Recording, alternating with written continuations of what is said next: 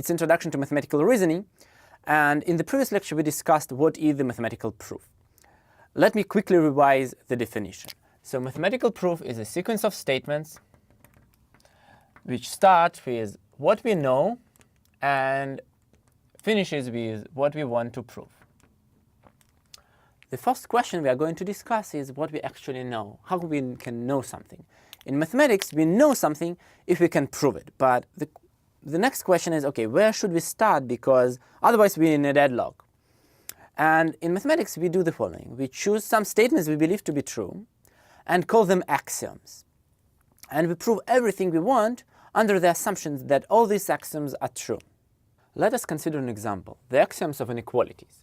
So for real A, B, and C, the trichotomy law said that exactly one of the following three statements should be true.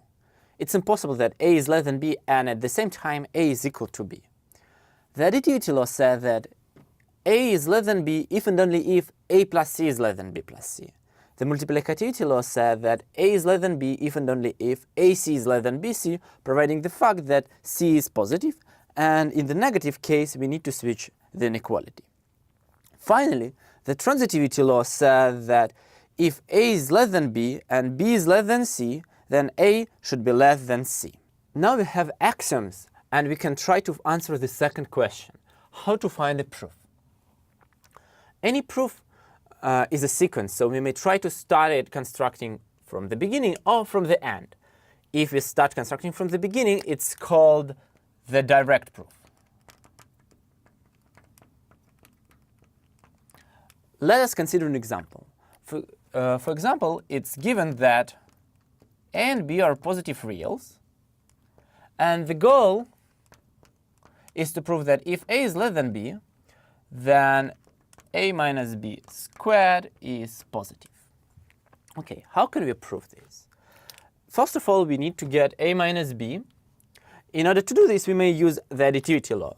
So if A is less than B, then A minus B should be negative by the additivity law because we can add minus B to it.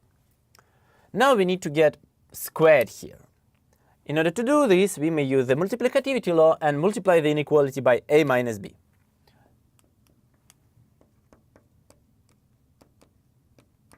So A minus B is negative, so we need to change the sign of the inequality. And we get that A minus B squared is positive, which finishes the proof. Unfortunately, sometimes it's not easy to see all these steps. Here it's only 3 steps, but it could be much more. So instead of starting from the beginning, we may start from the end. And such a type of proof is called the direct proof backwards.